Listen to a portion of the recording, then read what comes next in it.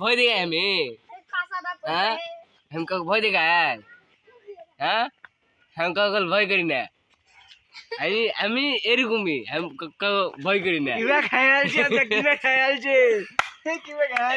Dialogue বলাই নি, বিয়ার পানি ফুলে উঠে যায়, এটা কথা। আমরা মাথা সাগরে চলবো, আমরা এরকমই। আমরা নওগাঁ এলাকাতে আমাকে বাড়ি, আমরা যেটি যাই সেগুন ইনকা করে কথা কই, মানুষ এখন যেটা মনে সেটা ভাবলে কি, এরকমই তো আমরা।